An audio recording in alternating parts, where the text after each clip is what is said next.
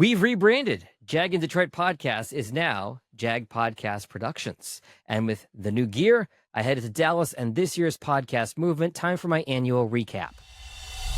And now, a look at what's trending in the podcast world and how it can help your show. It's the Jag Show Podcast. I've been attending the annual podcast movement convention since 2018, and it's always a highlight of my calendar, a chance to reconnect with fellow creatives, obtain the latest industry data, and get some one-on-one time with various vendors that I work with.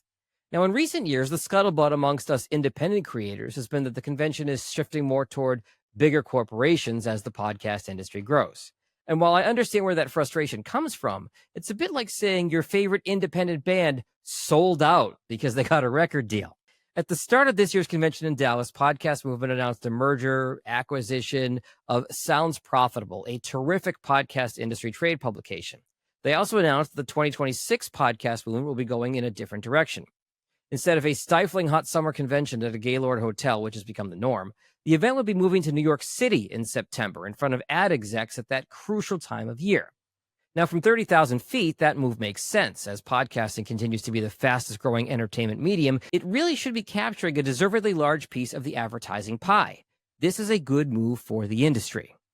However, this is a bit scary for independent creators and producers.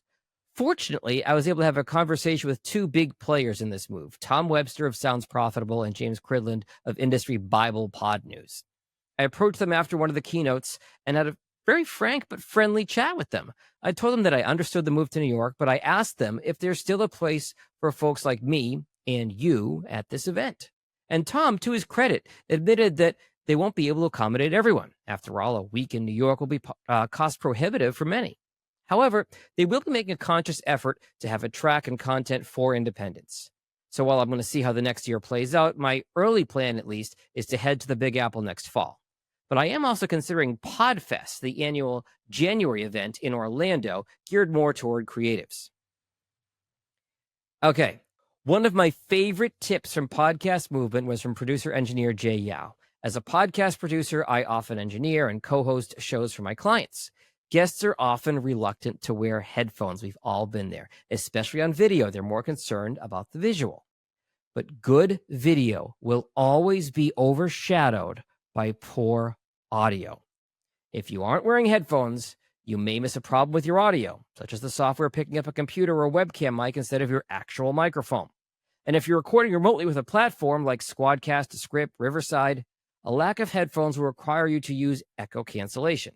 Echo cancellation prevents your mic from being picked up by your co-host when you come out of their computer speaker, eliminating feedback and echo. But the problem with this is, if two people talk or laugh at the same time, the audio will often distort or duck, meaning the volume will lower, causing weird sounds or a need to edit out that part of the conversation entirely. So Jay put up a slide of Travis Kelce and Taylor Swift wearing headphones while they recorded with Travis's brother Jason on the New Heights podcast. Travis and Taylor were in Kansas City. Jason was in Philadelphia. They had to record remotely. They used Riverside, which also is the platform I'm using to record this podcast right now. And in the picture, Travis and Taylor both wearing studio headphones. And Jay's point was this: if the world's biggest pop star can wear headphones on camera, so can you, so can your guests. Should my podcast be video, audio, or both? This is seemingly the biggest debate in podcasting. To video or not to video? This has been especially true with the meteoric rise of YouTube as both a podcast discovery and consumption platform.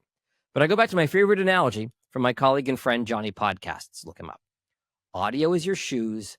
Video is your socks. You can go out without socks, but you can't go out without shoes. Now, according to Tom Webster's keynote, this rise in video has grown awareness around podcasting overall. In fact, 96% of Americans are at least familiar with the term podcasting, with significant numbers consuming shows both monthly and weekly. There is an increasingly large number of folks who expect podcasts to be audio or video and to have that option. So in a perfect world, yes, options are great. But a good video podcast will not connect if the audio doesn't land. If your resources like time, staff, and funds are limited, focus on audio first. A number of folks are consuming audio podcasts. In fact, a significant number who consume on YouTube aren't even watching. They're listening as they're driving, they're working at their desk, they're cleaning their house, they're walking their dog, etc. Probably the best session of Podcast Movement, and I'm biased because he's a friend, but it was the podcast study presented by Hal Root of Strategic Solutions Research and Tim Bronsel of Point to Point Marketing. The key takeaway here was that folks really follow 3 main podcasts, but they spend 75% of their time with their one favorite. So it is not easy to crack that top 3. But if you can, and you put out consistently good content, your listeners can be very loyal. I was thrilled to see Hal and Tim spend time on something I preach to my clients. Avoid rambling and useless chatter at the beginning of your show. Bold, italics, underline. And they brought the numbers to back it up. 75% of the respondents in the podcast study want podcasters to jump right into the main topic or at least keep the chit-chat to a minimum. There's an old adage in podcasting that the most important 30 seconds of your podcast are the first 30 seconds of your most recent episode. You only get one chance at a first impression. If Apple, Spotify, YouTube are displaying your most recent episode first, you better come out of the gate strong. In your first 30 seconds, give me a reason to listen in the next 30 minutes. That can be with a cold open when you begin the show with a compelling clip from an interview, or it can be a quick explainer of what I'm going to get as a listener out of this episode. Will I be entertained? Will I learn something? Will you pull at my heartstrings? Why should I listen beyond the first 30 seconds when the internet gives me an infinite well of content to draw from? If you don't connect with your listener early, they may never come back. Now, there can be a compromise between audio and video podcasts. For many podcasters, an audio-only podcast makes sense. But even if you're doing audio only, it may be beneficial to record the video as well. Even if you're not editing and publishing a full video interview, you can take short, compelling clips and use them on social media as YouTube Shorts, TikToks, Facebook, and Instagram Reels. These clips are driving discovery and reminding listeners about your show. According to the podcast study, the top ways that folks find podcasts are social media and recommendations from friends and family. 62% found a podcast by social media, 57% found it from friends and family, and in a distant third, 35% got suggestions from the platform they were listening on for another podcast. Never, ever use a service to buy downloads. They are all scams. Each year, I enjoy the chat from Rob Walsh of podcast hosting service Libsyn. While he remains more focused on the audio side, he always brings great industry insights. Perhaps his biggest point was to never buy into these spammers and scammers that offer paid downloads. Often they're going to approach you. They'll offer you tons of downloads so you can monetize your show and sell ads. And these downloads, well, they're often from bot farms, and they're not real people. If your show has a huge spike in downloads, that's a red flag that it's artificial. And the minute you stop paying for that service, they turn off the faucet and you come crashing back down to earth. A slow, steady growth is the way to go. Put in the work, avoid shortcuts. Rob says that if he sees a ratio of downloads to users more than 2.5 to 1, that's a sign the downloads aren't real. Now, perhaps my favorite slides from Rob each year are aimed at the folks who are intimidated to get into the podcast space because there's just too much competition. A quick Google search will tell you there are 4.6 million podcasts out there. But how many are actually active? Meaning they've made it to 10 episodes and they've released content in the last 90 days. Try of that 4.6 million, 354,000. That is less than 10%. And if you compare that number to the number of total blogs out there, there are 2,000 blogs for every one active podcast. Have you ever heard someone say, I'm not going to start a blog because there's too many other blogs out there? Okay, final point from Podcast Movement. SEO, search engine optimization, and PSO, podcast search optimization. On the final morning of Podcast Movement, I went to sessions on SEO and PSO, and they are two very different animals. SEO, as I said, search engine optimization, or how well you're going to show up in Google and now ChatGPT as well. For SEO, you're going to want specific episodes to show up, as opposed to your podcast as a whole.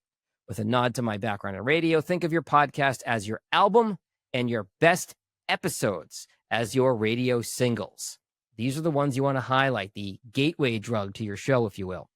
The advice from Bruce Chamoff of World Podcast Network is to really focus on 3 shows, 3 of your best shows that you want to rank in Google results. And keep these things in mind.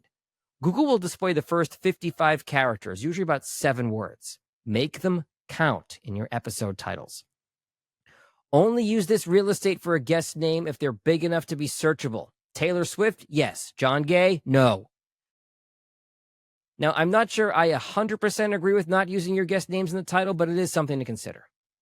Use backlinks. Google loves backlinks that point back to your website or your podcast. In your show notes, link to your previous episode and your next episode. Use Google's tools like their keyword planner and their people also ask when you put in your titles. And as far as ChatGPT, its crawler that finds websites can often be blocked by podcast hosts, so be sure to do a blog post on your website that has all your show notes, and don't be afraid to max out that 4,000 character limit. Finally, PSO, podcast search optimization. This one's not as important, but it's worth mentioning. Unlike Google and ChatGPT, Apple and Spotify are likely to display your full show, not individual episodes.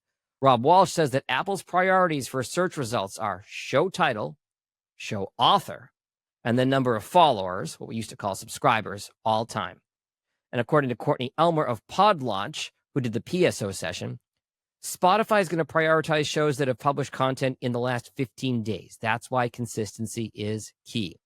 And while I get conflicting information about just how important it is to rank in Apple and Spotify charts, Courtney makes a good point. Would you rather someone search and find you or your competition? Thanks, as always, for checking out my annual podcast movement recap. My name is John Gay from Jag Podcast Productions, newly rebranded. I specialize in creating and launching podcasts and improving podcasts for financial advisors, nonprofits, small business owners, and internal communications podcasts as well. If you want to know more, you can find me on my new website, jagpodcastproductions.com. Later. Feel free to share this episode with someone who might enjoy it. And for help starting a podcast or improving your current show, find Jag online at jagpodcastproductions.com.